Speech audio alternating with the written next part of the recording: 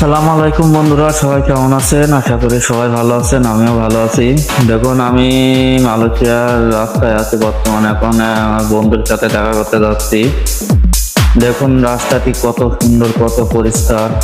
আর মালয়েশিয়ার একটা নিয়ম ভালো, সেটা হচ্ছে আপনার যদি কেউ ধীরে ধীরে যেতে চায় গাড়িতে, তাহলে যেতে পারবে বাম্পার দিয়ে।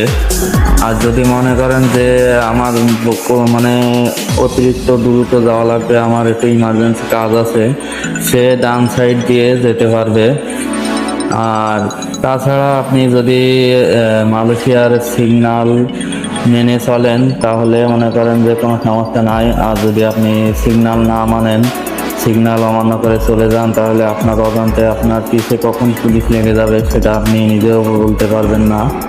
তার ধরে কিচ্ছু বলবে না, তার আইসিটা দেখে আইসি নাম্বারটা নিয়ে মনে করেন মামলা করে দিবে।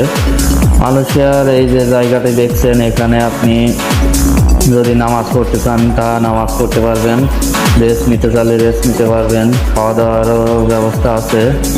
আর যদি আপনি মালয়েশিয়ায় কোথায় বিপদে পড়েন যে আপনার কাছে ফোন নাই, তা এরকম একটু দূরে দূরে রাখবেন। ফোন করার সিস্টেম আছে, যে আপনি বিপদে পড়েছেন, আপনার কাছে ফোন নেই, আপনি ফোন করতে পারবেন, কোনো সমস্যা হবে না। এটা হচ্ছে মালয়েশিয়ার নিয়ম আর কি। এইগুলো আসলে খুবই ভালো, খুবই ভালো লাগে। আর এই যে সামনে দেখছেন সিগন্যাল, এই সিগন্যাল থেকে গাড়ি বের হচ্ছে, তার কারণে এখানে দাঁড়ানো লাগবে।